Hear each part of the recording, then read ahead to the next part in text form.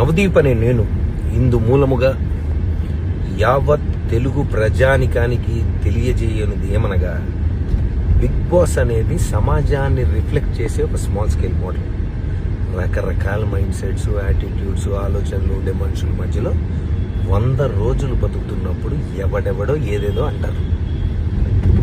అన్నప్పుడు ఆ మాటల్ని మనం ఎలా తీసుకుంటాం, ఎలా రియాక్ట్ అవుతాం, ఎలా మనల్ని మనం కండక్ట్ చేసుకుంటాం అనేది పాయింట్.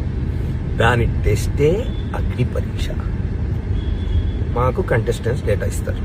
ఇప్పుడు వాళ్ళ పోస్ట్కి జనరల్గా జనం ఇంటర్నెట్లో ఎలాంటి కమెంట్స్ పెడుతున్నారు, వీళ్ళు ఎలా రియాక్ట్ అవుతున్నారు, వాళ్ళకు వచ్చే నెగిటివ్ కమెంట్స్ ఏంటి, ఇవన్నీ జనరల్గా చూసి సమాజంలో నుండి వాళ్ళకు వచ్చే నెగిటివ్ కమెంట్స్తో వాళ్ళ ఎమోషన్స్ని ట్రిగర్ చేసే ప్రయత్నం చేస్తాం.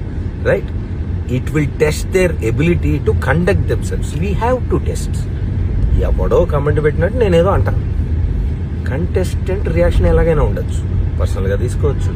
మీ ఒపీనియన్ మీది, I like what I'm doing, I continue to be like this అనొచ్చు. అసలు నువ్వెవడరా నన్ను జడ్జ్ చేయడానికి అని కూడా అనొచ్చు. అది different people will have different approaches and reactions. Bigg Boss Agni పరీక్షకి జడ్జ్ అన్నప్పుడే నాకు తెలుసు కంటెస్టెంట్ ఎమోషన్స్ని పుష్ చేసి టెస్ట్ చేయాలని. కాన్సెప్టే అది. హారర్ సినిమాకి వచ్చి నన్ను భయపెట్టదంటే ఎట్లా? ఇక్కడ కాన్సెప్ట్ ఇది. మీ పోస్ట్కి నెగిటివ్ కమెంట్స్ వస్తే నువ్వు ఎలా రియాక్ట్ అవుతావు? అగ్ని పరీక్ష.